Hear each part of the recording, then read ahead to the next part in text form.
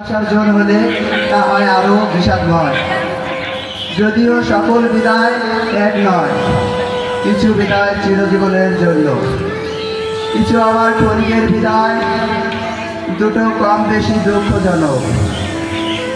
যেমন এক ঝাঁক নক্ষত্রের একদিন ধূমকেতুর মতো আবির্ভাব হয়েছিল। তারা চোখের অন্তরালে অনেক দূরে চলে যাবে। জানি এভাবে আর দেখা হবে না। যাদেরকে নিয়ে এত উল্লাস আনন্দ দুঃখ বেদনার মাঝেও ভালো ছিলাম, তাদেরকে আর দুঃখ ভরা ক্লান্ত হৃদয়ে সবাই শাসন মেনে বিদায় জানাতে হচ্ছে। তাদেরকে আমরা সেইভাবে এখন এখানে আর দেখব না।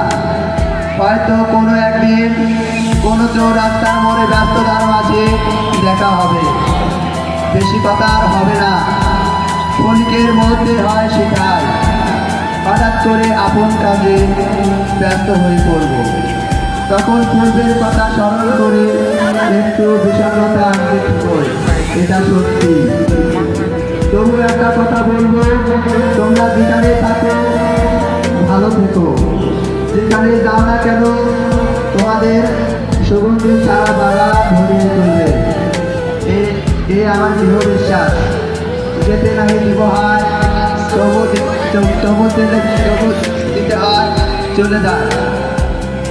ভাই ও বোনেরা, কি কথা বলে তোমাদের, কিন্তু সব কথা ভুলে বিরহ বিষাদে।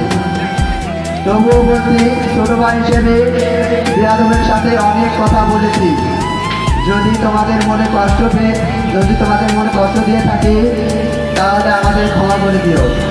শ্রদ্ধেয় মেহমানবৃন্দ, জাতি গঠনের কারিগর, শিক্ষক মহোদয়বৃন্দ, উপস্থিত অভিভাবকবৃন্দ ও উপস্থিত আমার সহপাঠী এবং আমার ছোট বড় ভাই ও বোনদের সকলের কাছে আমি দোয়া দিয়ে আমি আমার বক্তব্য এখানে শেষ করলাম।